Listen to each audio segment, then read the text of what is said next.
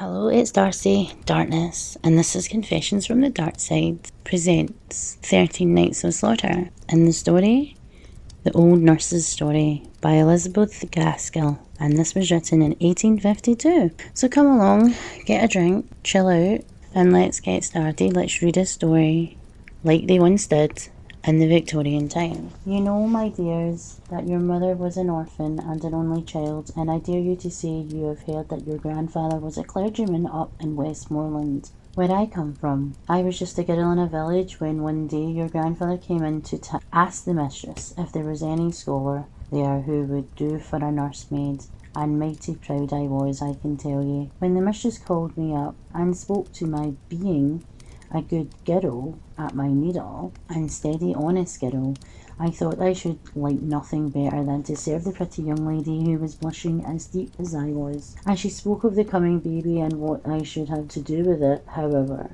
I see you don't care so much for this part of my story as for what you think is to come, so I'll tell you once. I was engaged and settled at the parsonage before Miss Rosamond, that was the baby, who is now your mother, was born. To be sure, I had little to do with her when she came, for she was never out of her mother's arms and slept by her all night long. And proud enough was I sometimes when Mrs. trusted her to me. There was never such a baby before or since that you've all been fine enough in your turns. But for sweet whining ways, none of you've come up to your mother. She took after her mother, who was a real lady born, a Miss Furnivall, a granddaughter of Lord Furnivall in the Northumberland. I believe she had neither brother nor sister, and had been brought up in the Lord's family until she had married your grandfather, who was just a curate, son of a shopkeeper in Carlisle, but a clever fine gentleman as ever was, and one who was right down hard worker in his parish, which was very wide, and scattered all abroad over the Westmoreland fells. When your mother, little Miss Rosamond, was about 4 or 5, both her parents died in a fortnight, one after the other. That was a sad time.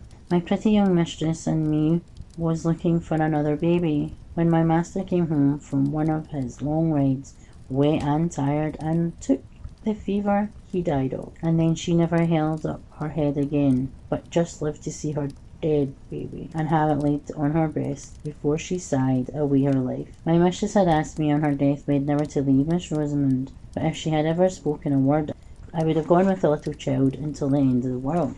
The next thing, and before we had still our sobs, the executors and guardians came to settle the affairs. They were my poor young mistress's own cousin, Lord Furnivall, and Miss Esthwaite, my master's brother and shopkeeper in Manchester, not so well to do then as he was afterwards, and with a large family raising them. Well, I don't know if it was their settling or because of a letter my mistress wrote on her deathbed to her cousin, my lord, but somehow it was settled by Miss Rosamond and me were to go to Furnivall Manor House in Northumberland, and my lord spoke as if it had been her mother's wish that she would live with his family, and if he had no objections for 1 or 2, more or less, it made no difference in so grand a household.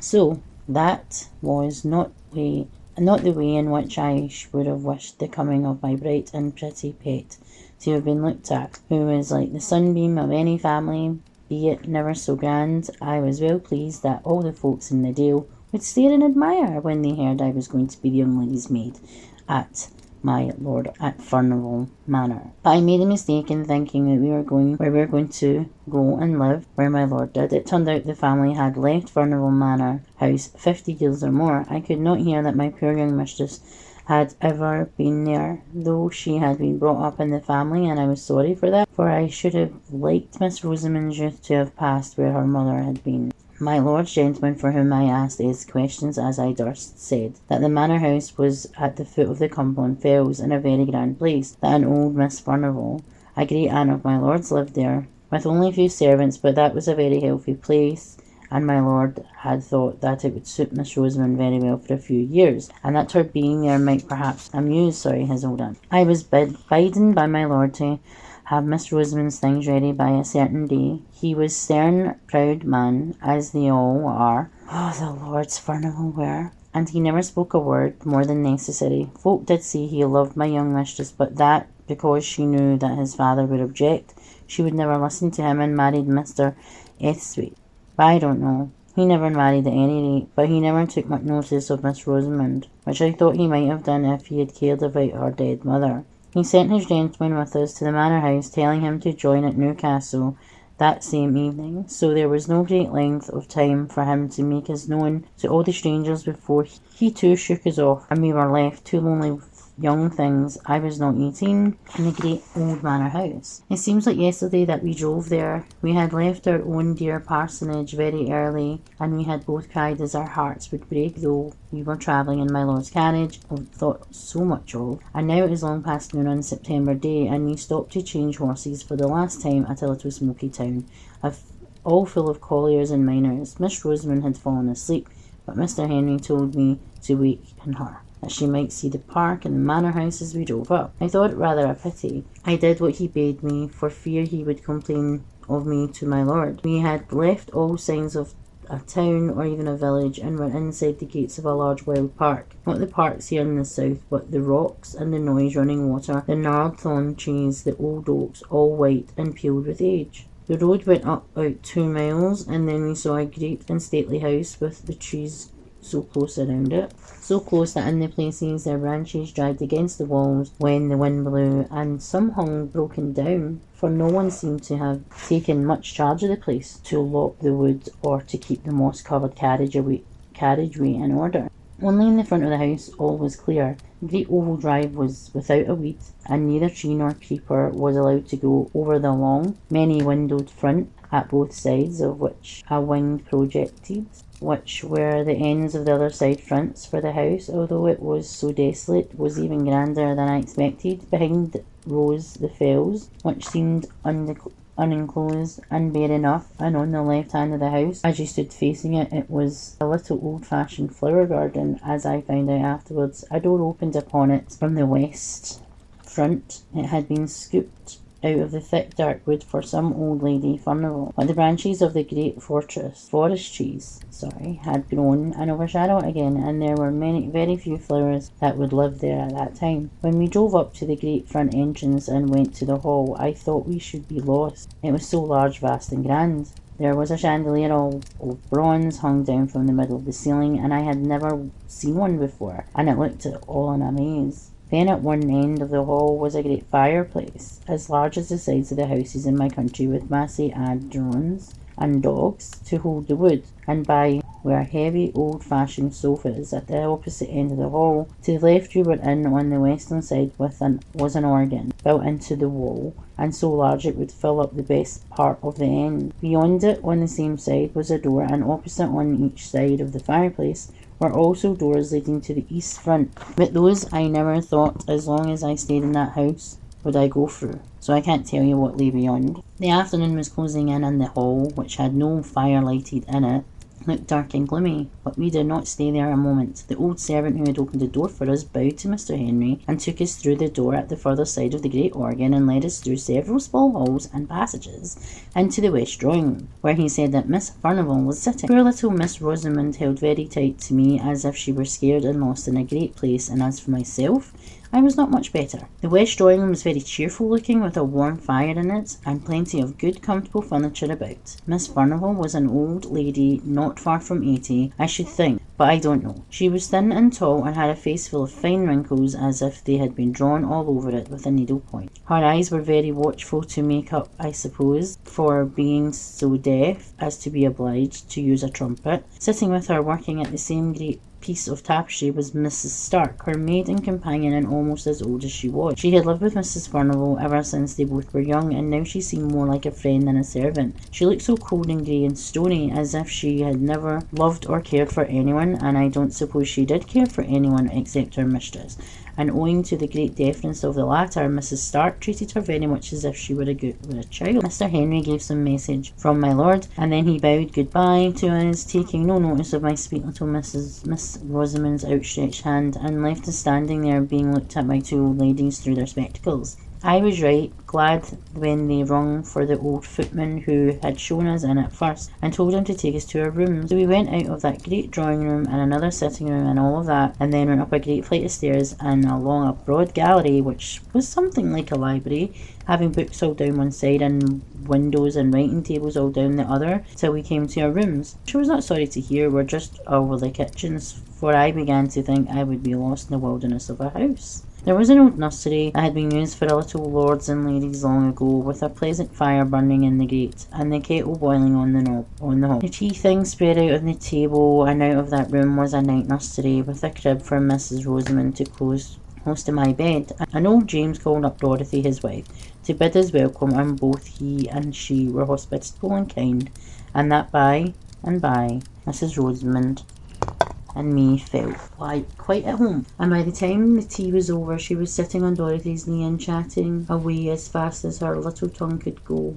I soon found out that Dorothy was from Westmoreland, and that bound her and me together, as it were, and I would never wish to meet with kinder people than old James and his wife. James had lived pretty nearly all of his life in my lord's family, and thought there was no one as grand as they. He even looked down a little on his wife, because till he had married her she had never lived in any but a farmer's household. When he was very fond of her, as well he might be, they had one servant under them to do all the rough work. Agnes they called her, and she and me and James and Dorothy, with Miss Furnivall and Mrs. Stark, made up the family. Always remembering my sweet little Miss Rosamond, I used to wonder what they had done before she came. He thought she so much of her now. Kitchen and drawing room, it was all the same. The hard, sad Miss Furnivall and the cold Mrs. Stark looked pleased when she came fluttering in like a bird, playing and pranking hither and thither, with a continual murmur and pretty prattle of gladness. I am sure they were sorry many a time when she flitted away into the kitchen, though they were too proud to ask her to stay with them, and were a little surprised at her taste, though to be sure, as Mrs. Stark said, it would not be wondered at, remembering what stock her father had come of. The great old rambling horse was a famous place for little Miss Rosamond. She made expeditions all over it, with me at her heels, all except the east wing, which was never opened, and whither we never thought of going. But in the western and northern part was many a pleasant room, full of things that were curiosities to us, though they might not have been to people who had seen more. The windows were darkened by the sweeping boughs of the tree and the ivy which had overgrown them, but in the green gloom we could manage to see old china jars, carved ivory boxes, and a great heavy books, and above all, old pictures. Once I remember my darling would have Dorothy go with us to tell us who we all were, for they were all portraits of some of my lord's family. Though Dorothy could not tell us the names of everyone, we had gone through most of the rooms when we came to an old state drawing room over the hall, and there was a picture of Miss Furnivall, or as she was called in those days, Miss Grace, for she was the younger sister. Such a beauty she would have been, but with such a set, proud look, such a scorn looking out of her handsome eyes, with her eyebrows just a little raised, as if she wondered how anyone could have had the impertinence to look at her, and her lip curled at us as we stood there gazing. She had a dress on, the like of which I had never seen before, but it was old fashioned when she was young, a hat of some soft white stuff like beaver, pulled a little over her brows, and a beautiful plume of feathers sweeping round at one side, and her gown of blue satin was open in the front of a quilted white stomacher. Well, to be sure, said I, when I had gazed my fill. Flesh is grass, they do say, but who would have thought that Miss Furnivall had been such an out-and-out beauty to see her now? Yes, said Dorothy, folks change sadly, but if what my master's father used to say was true, Miss Furnivall's eldest sister was more handsome than Miss Grace. Her picture is here somewhere, but if I show it to you, you must never let on, even to James, that you've seen it. Can the little lady hold her tongue, think you? Asked she. I was not so sure, for she was such a little sweet, bold, open-spoken child, so I set her to hide herself. And then I helped Dorothy to turn a great picture that leaned with its face towards the wall, and was not hung up as the others were. To be sure, it beat Miss Grace for beauty, and I think the scornful pride too, though in that matter it might be hard to choose. I could have looked at it an hour, but Dorothy seemed half frightened at having to show it to me, and hurried it back again, and bade me run. and find Miss Rosamond, for that there was some ugly places about the house where she would ill for the child to go. I was brave, high-spirited girl, and thought of what the old woman had said, for I liked hide and seek as well as any child in the parish, so off I ran to find my little one. As the winter drew on and the days grew shorter, I was sometimes almost certain that I heard noises as if someone was playing on the great organ in the hall. I did not hear it every morning, but certainly I did hear it often, usually when I was sitting with Miss Rosamond. After I had put her to bed and keeping quite still and silent in the bedroom, then I used to hear it booming and swelling in the way in the distance. The first night when I went down to the supper, I asked her who had been playing music, and James said very shortly that I was out to take the wind soughing amongst the trees for music, but I saw Dorothy look at him very fearfully. And Bessie, the kitchen maid, said something beneath her breath and went quiet and went white. I saw they did not like any of my questions, so I held my peace till I was with Dorothy alone, when I knew I could get a good deal out of her. So, the next day, I watched my time, and I coaxed and asked her who it was who was playing that organ, for I knew that it was the organ and not the wind well enough for all I kept silence before James. But Dorothy had her lesson, I'll warrant, and never a word could I get from her. So then I tried Bessie, though I had always held my head rather above her, as I was envied even to James and Dorothy, and she was a little better than their servant. So, she said, I must never tell. And if I ever told, I was never to say she had told me. But it was a very strange noise, and she had heard it many a time. But most of all on winter nights, before storms, and folks did say it was the old lord playing on the great organ in the hall, just as he used to do when he was alive. Who the lord was, or why he played, and why he played on stormy winter evenings in particular, she either could not or would not tell me. Well, I told you I had a brave heart, and I thought it was rather pleasant to have that grand music rolling about the house. Like who would be the player, for now it rose the great gusts of wind, and wailed in triumph, just like a living creature. And then it fell to a softness most complete, only it was the music in tune, so it was nonsense to call it the wind. I thought at first that it might have been Miss Furnivall who played, unknown to Bessie, but one day when I was in the hall by myself, I opened the organ and peeped all about and around it, as I had done to the organ in the Crossfaith church once before. And I saw it was broken and destroyed inside, though it looked so brave and fine, and then, though it was noonday, my flesh began to creep a little, and I shut it, and ran away pretty quickly to my own bright nursery, and I did not like hearing the music for some time after that, any more than James and Dorothy did. All this time Miss Rosamond was making herself more and more beloved.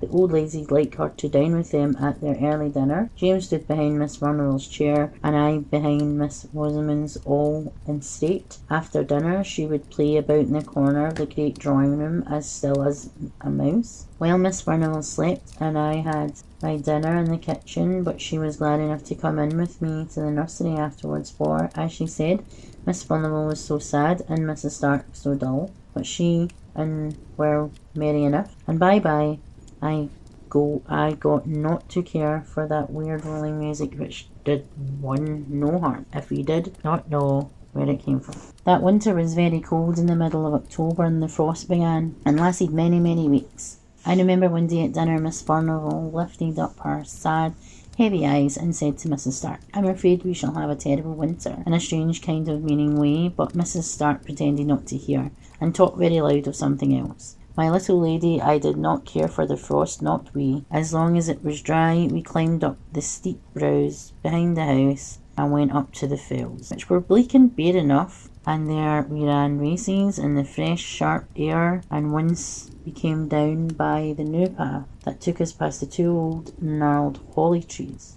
which grew about halfway down by each side of the house. But the days grew shorter and shorter, and the old lord, if it was he, played away more and more and more stormily and sadly on the great organ. One Sunday afternoon, it must have been towards the end of November, I asked Dorothy to take charge of little Missy when she came out of the drawing room after Miss Furnivall had had her nap, for it was too cold for her to take her with me to church, and yet I wanted to go, and Dorothy was glad enough to promise, and was so fond of the child that all seemed well, and Bessie and I set off very briskly through the sky, hung heavy and black over the white earth, as if the night had never fully gone away, and the air, though still, was very biting. "We shall have a fall of snow," said Bessie to me, and sure enough, even while we were in church, it came down thick in large flakes, so thick it almost darkened the windows. It had stopped snowing before we came out, but it lay soft, thick, and deep beneath our feet. As we tramped home, before we got to the hall, the moon rose, and I think it was lighter then, what with that moon and what with the white dazzling snow, than it had been.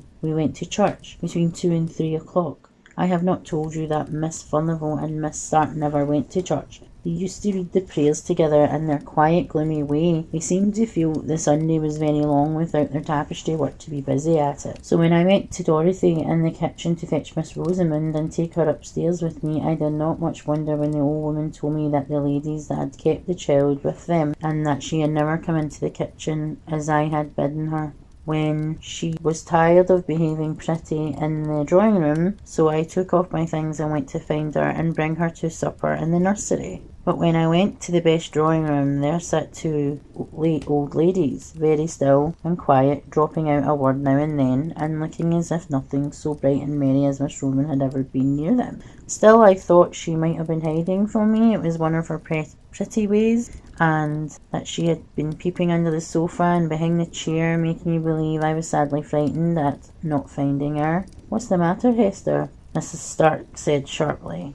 I don't know if Miss Furnival had seen me, for, as I told you, she was very deaf, and she sat quite little rosy-posy. Or she sat quite still, idly staring into the fire with her hopeless face. "I'm only looking for my little rosy-posy," I replied, still thinking that the child was there and near me, though I could not see her. "Miss Rosamond is not here," said Mrs. Stark. "She went away more than an hour ago to find Dorothy," and she too turned and went on to look into the fire. My heart sank at this. I began to wish I'd never left my darling. I went back to Dorothy and told her. James was going out for the day, but she and me and Bessie took lights and went up into the nursery first, and then we roamed over the great large house, calling and entreating Miss Rosamond to come out of her hiding place and not frighten us to death in that way. But there was no answer, no sound. "Oh," said I at last, "can she have got into the east wing and hidden there?" But Dorothy said it was not possible, for that she herself had never been in there, and that the doors were always locked, and my Lord Steward had the keys, she believed. At any rate, neither she nor James had ever seen them, so I said I would go back and see after all. She was not hidden in the drawing room, unknown to the ladies, and if I found her there, I said I would whip her well for the fright she had given me, but I never meant to do it. Well, I went to the back to the west drawing room and told Mrs. Stark we could not find her anywhere, and asked for leave to look all about the furniture here and there, for I thought now that she might have fallen asleep in a warm hidden corner. But no, we looked.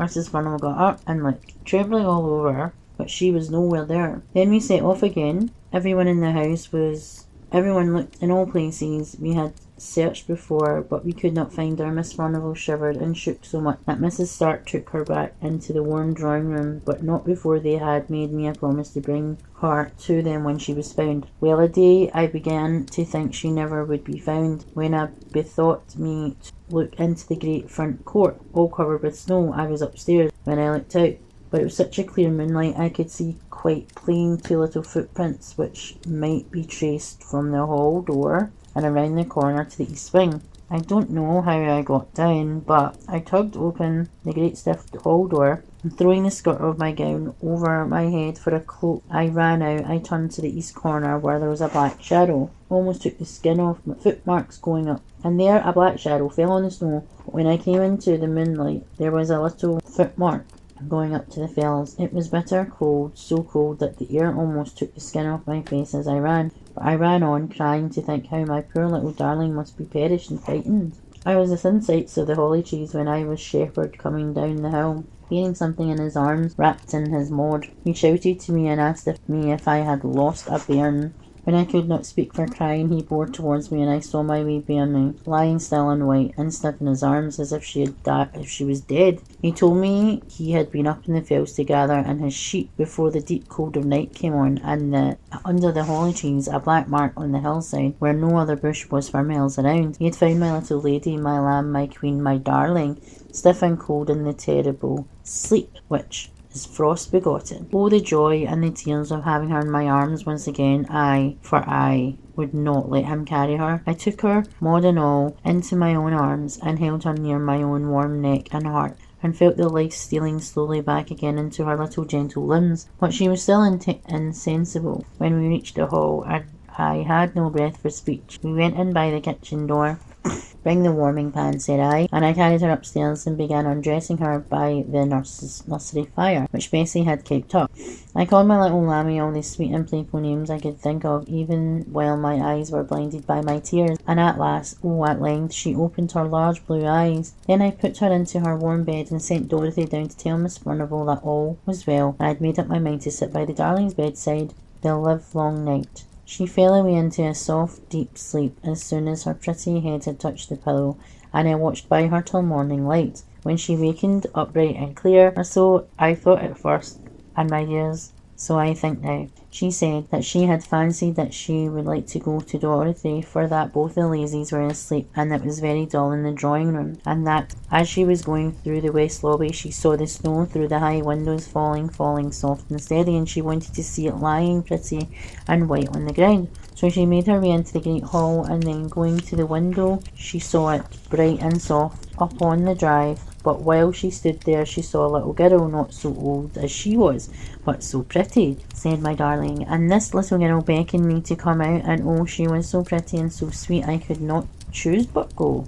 But then this other little girl had taken her by the hand, and side by side the two had gone round the least corner. "Now you are a naughty little girl and telling stories," said I. "What would your good mamma that is in heaven and never told a story in her life say to her little Rosamond if she heard an idea she does telling stories?" "Indeed, Hester," sobbed out my child, "I'm telling you true, indeed I am." "Don't tell me," said I, very stern. "I tracked you by footmarks through the snow. There were only yours to be seen, and if you had a little girl to go hand in hand with up the hill, don't you think the footprints would have gone along with yours?" "I can't help it, dear Hester," she said, crying. "If they did not, I never looked at her feet." But she held my hand fast and tight in her little one, and it was very, very cold. She took me up the fell path up to the holly trees, and there I saw a lady weeping and crying. But when she saw me, she hushed her weeping and smiled very proud and grand, took me on the knee and began to lull me to sleep, and that is all.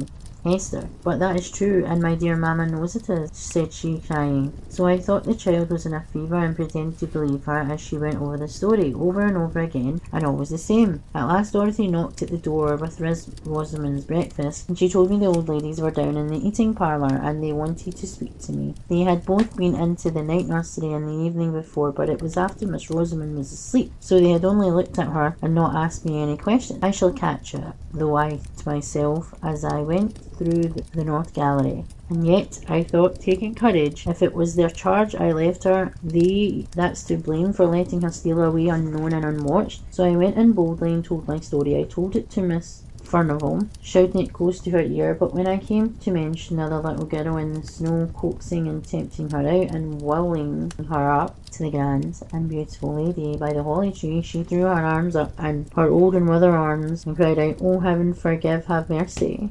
Mrs. Stark took hold of her roughly enough, I thought, but she was past Mrs. Stark's management and spoke to me in a kind and wild warning and authority. "Hester, keep her from that child. It will lure her to her death, that evil child. Tell her it is wicked, a naughty child."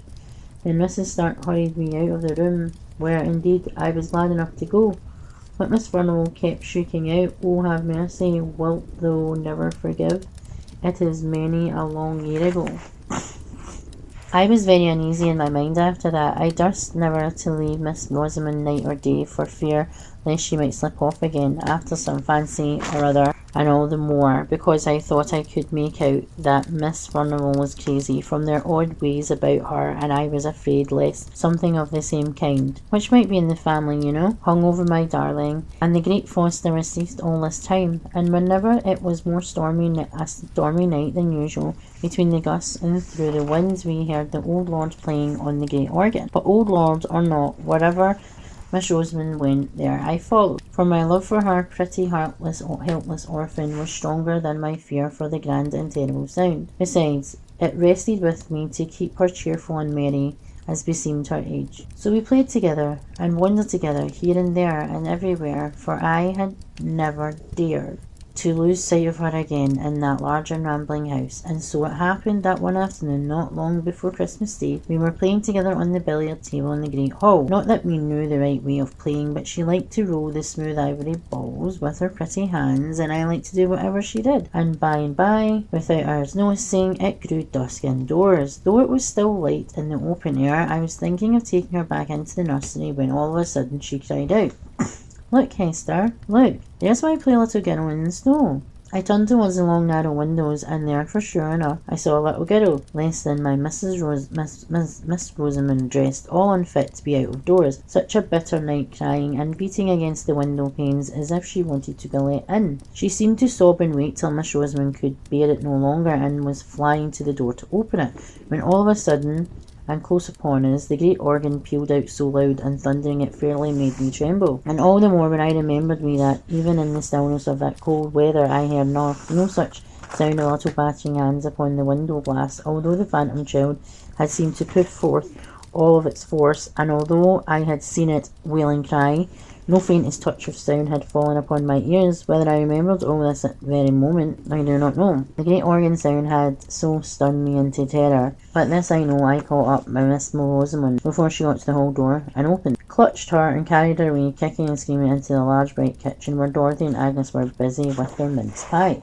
"What is the matter with this, my sweet one?" cried Dorothy, as I bore in Miss Rosamond, who was sobbing as if her heart would break. "She won't let me open the door for my little girl to come in, and she'll die if she's out there in the fields all night. Cruel naughty Hester," she said, slapping me, but she might have struck harder, for I had seen a ghastly terror on Dorothy's face which made my very blood run cold. "Shut the back door fast and bolt it well," said she to Agnes. She said no more. She gave me raisins and almonds to quiet Miss Rosamond, but she sobbed about the little girl in the snow, and would not touch any of the good things. I was thankful when she cried herself to sleep in bed. Then I stole down the kitchen and told Dorothy I had made up my mind. I'd carry my darling back up to his father's house in Athelwaite, where, if we lived humbly, we lived at peace. I said I had been frightened enough with the old lord's organ playing, but now that I had seen for myself that this little moaning child, all decked out as no child in the neighbourhood could be, beating and battering to get in, yet always without a sound or noise, with a dark wound on its right shoulder, and that Miss Rosamond had known it for, again, the phantom that had nearly lured her to her death,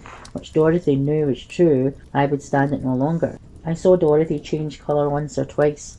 When I had done, she told me she did not think I could take Miss Rosamond with me, for what she was in my lord's ward, I had no right over her, and she asked me would I leave the child that I was so fond of for sounds and sights that could do me no harm, and that they had all had to get used to in their turns. I was in the hot trembling passion, and I said it was very well for her to talk. I knew what these sights and noises betokened, and that had perhaps had something to do with the spectre child while it was alive, and I taunted her so that she told me all she knew at last, and then I wish I had never been told, for it had made me more afraid than ever. She said she had heard the tale from old neighbours that were alive when she was first married, when folks used to come to the hall sometimes before it had got such a bad name on the countryside. It might not be true, or it might be what she had been. The old lord was Miss Furnell's father. Miss Grace, as Dorothy called her, for Miss Maud was the elder, and Miss Furnell by legs. The old lord eaten up with pride. Such a proud man was never seen or heard of, and his daughters were like him. No one was good enough to wed them, although they had choice enough, for they were the greatest of beauties of their day, as I had seen by their portraits, where they hung in the state drawing room. But as the old saying said, pride will have a fall, and these two haughty beauties fell in love with the same man, and he no better than a foreign musician, whom their father had down from London to play music for them at the manor. For above all things, next to his pride, the old lord loved music. He could play on nearly every instrument that had ever heard of, and it was a strange thing it did not soften him, but he was a fierce, dour old man, and had broken his poor wife's heart with his cruelty, they said. He was mad after music, and he would pay any money for it, so he got this foreigner to come, who made such beautiful music, that they were the very birds in the streets stopped in singing to listen. And by degrees this foreign gentleman got such a hold over the lord that nothing would serve him but that he must come every year. and it was he that had the great organ brought from Holland and built up in the hall, where it stood now. He taught the Lord to play on it, but many and many a time, when Lord Funnel was thinking of nothing but his fine organ and his finer music, the dark foreigner was walking abroad into the woods with one of the young ladies, now Miss Maud and then Miss Grace. Miss Maud won the day and carried off the prize, such as it was, and he and she were married. All unknown to anyone before he made his next yearly visit, she confined of a little girl at a farmhouse on the moors, while her father and Miss Grace thought she was away at Doncaster races. But though she was a wife and a mother, she was not a bit softened, but as haughty and as passionate as ever, and perhaps more so, for she was jealous of Miss Grace, to whom her foreign husband paid a deal of court by the way of blinding her, as he told his wife. But Miss Grace triumphed over Miss Maud, and Miss Maud grew fiercer and fiercer, both with her husband and with her sister, and the former, who could easily shake off what was disagreeable and hide himself in foreign countries, went away for a month before his usual time that summer, and half threatened that he would never come back again. Meanwhile, the little girl was left at the farmhouse, and her mother used to have her horse saddled and galloped wildly over the hills to see her once a week, at the very least, for where she loved, and where she hated. And the old lord went on playing and playing on his organ, and the servants thought the sweet music he made had soothed down his awful temper, of which Dorothy said such terrible tales could be told. He grew infirm too, and had to walk with a crutch, and his son, that was the present, Lord Funnel's father, was with the army in America, and the other son at sea, so Miss Maud had it pretty much on her own way, and she and Miss Grace grew colder and bitterer to each other every day, till the last they hardly ever spoke, except when the old lord was by. The foreign musician came again in the next summer, but it was for the last time, for they led such a life with their jealousy and their passions that they grew weary and went away, and never was heard of again. And Miss Maud, who had always meant to have her marriage acknowledged with her father, should be dead, was left now a deserted wife, whom nobody knew to have been married, with a child that she dared not own, although she loved it to distraction, living with a father whom she feared and a sister whom she hated. When the next summer passed over and the dark foreigner never came, both Miss Maud and Miss Grace grew gloomy and sad. They had a haggard look about them, they looked handsome as ever, and by Miss Maud brightened, for her father grew more than ever carried away by his music, and she and Miss Grace lived almost entirely apart. Separate rooms, the one on the west side and Miss Maud on the east. Those very rooms were now shut up, so she thought she might have had her little girl with her. No one need ever know, except those who dared not speak about it, and they bound to believe that this is what was, as she said, a cottage child she had taken a fancy to. All this, Dorothy said, was pretty well known. What came afterwards no one knew, except Miss Grace and Mrs. Stark, who was even then her maid, and much more of a friend to her than even her sister had ever been. But the servants supposed, from words that were dropped, that Miss Maud had triumphed over Miss Grace, and told her that all the time the dark foreigner had been mocking her with pretended love. He was her own husband. The colour left Miss Grace's cheek and lips that very day forever, and she was heard to say many a time that sooner or later she would have her revenge, and Mrs. Stark was forever spying about the east room. One fearful night, just after New Year's Eve had come in, when the snow was lying thick and deep and the flakes were still falling fast enough to blind but anyone who might be out and abroad, there was a great and violent noise heard, and the old lord's voice, above all, cursing and swearing awfully, and the cries of a little child, and the proud defiance of a fierce woman, and the sound of a blow, and dead stillness, and moans and wailings die away on the hillside. Then the old lord summoned all his servants, and told them with terrible oaths and words more terrible, that his daughter had disgraced herself, and that he had turned her out of doors, her and her child, and that if they ever gave her help or food or shelter, he prayed that they would never enter heaven. Oh, so he seems to be like an absolute douche. And all while Miss Grace stood by him, white and still as stone, and when he had ended, she heaved a great sigh, as much as to say her work was done and her end was accomplished. But the old lord never touched his organ again, and died within a year, and no wonder, for on the morrow of that wild and fearful night, the shepherds coming down the fell side found Miss Maud sitting all crazy and smiling under the holly trees, nursing a dead child with a terrible mark in its right shoulder, But that was not what killed it, said Dorothy. It was the frost and the cold. Every wild creature was in its hole, and every beast in its fold, while the child and its mother were turned out to wander on the fells, and now you know all. And I wonder if you are less frightened now. I was more frightened than ever, but I said I was not. I wished Miss Rosamond and myself well out of that dreadful house forever, but I would not leave her, and I dared not to take her away. But oh, how I watched her and guarded her. We bolted the doors and shut the window shutters fast an hour or more before dark, rather than leave them open 5 minutes too late. But my little lady still heard the weird child crying and mourning, and not all we could do or say could keep her from wanting to go to her and let her in from the cruel wind and snow. All this time I kept away from Miss Furnivall and Miss Start as much as I ever could, for I feared them. I knew no good could be about them, with their grey hard faces and their dreamy eyes looking back into the ghastly years that were gone. But even in my fear I had a kind of pity for Miss Furnivall. At least those gone down to the pit can hardly have more hopeless look than which was ever on her face. At last I even got sorry for her, which is feeling sorry for her, who never said a word.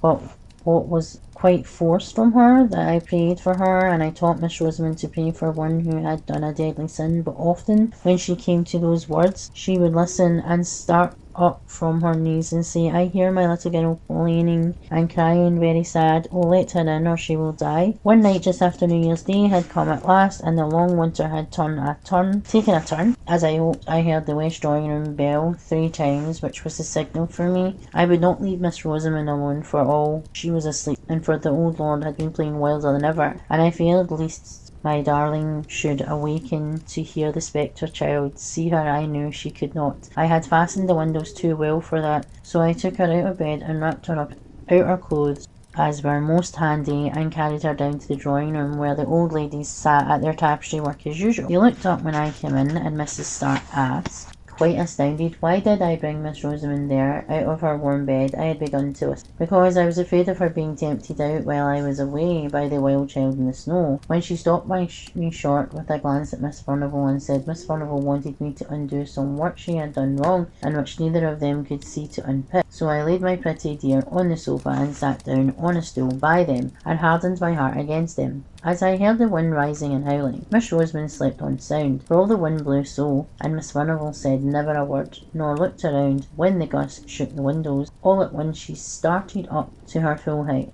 and put up one hand as to bid us listen.